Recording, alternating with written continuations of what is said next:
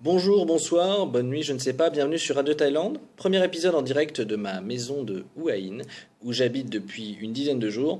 Et dans les mois qui viennent, je vais être amené à y passer pas mal de temps seul. Voilà, c'est une période transitoire, pas d'inquiétude pour ceux qui me connaissent, je ne suis pas séparé ni divorcé, simplement temporairement séparé le temps des jours de semaine de ma femme et de ma belle-fille. Voilà. Mais cette maison va être l'occasion pour moi donc d'avoir du temps seul et donc de faire des épisodes de Radio Thaïlande autrement qu'au volant. Et oui, pourquoi je faisais ça au volant? Parce qu'il y a guère que ces moments-là où j'étais un peu seul. Hein, c'est ça la vie de couple aussi, dans un appart de 60 mètres carrés. Voilà. Là, je suis seul dans une grande maison. Je vous épargne le tour du propriétaire. Vous vous contenterez de ce magnifique fond mur blanc, rideau marron. Je suis donc assis à une table, sur une chaise. Je bois du jus de goyave. Peinard.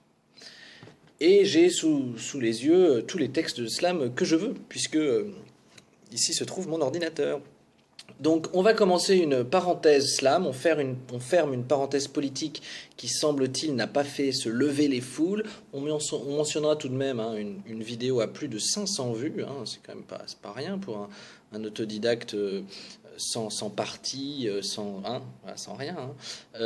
Voilà, une mandale à Michel Onfray, voilà, dès qu'il y a de la violence, ça intéresse les gens. Donc on ouvre une parenthèse slam, on verra ce que ça donne, si ça intéresse plus. Il y a des textes écrits il y a longtemps, il y a moins longtemps, il y a des textes plus longs, plus courts, plus sans doute meilleurs que d'autres.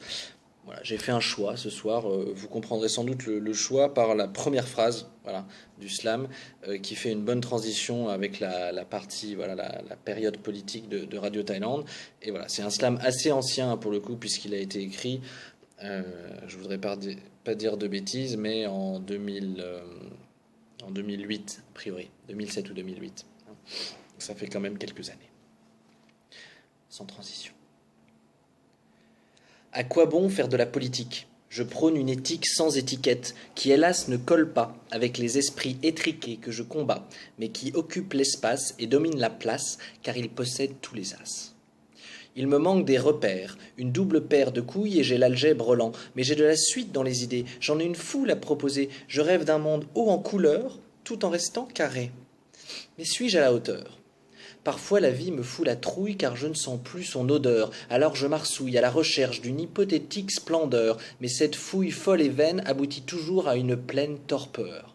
J'ai peur de la vie, ai-je tort? Est-ce pire que d'avoir peur de la mort? Je ne me réveille jamais à l'heure, mes rêves sont des leurres que j'adore. Dès lors que je m'endors, j'atteins le bonheur sans effort. Je suis sous perf de Morphée, y a pas plus fort ni plus tripé. Mais quelle douleur au réveil!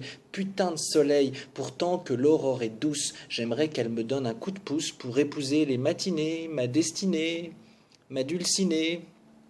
Raté. Voilà 7 jours qu'elle m'a quitté. Mon premier amour est décédé. Il avait 4 ans et des poussières, je ne savais plus quoi en faire, je l'ai lâchement laissé mourir, mais sans oser en finir. Elle a eu ce courage, je lui rends cet hommage, elle mérite des étoiles derrière ces nuages.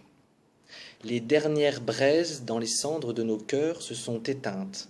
Des flammes défuntes, le temps fera de la terre glaise, qui, modelée tendrement ou brutalement, redeviendra brûlante, incandescente, porteuse d'étreintes étourdissantes. Je ne sais qu'en conclure, je m'en remets au futur.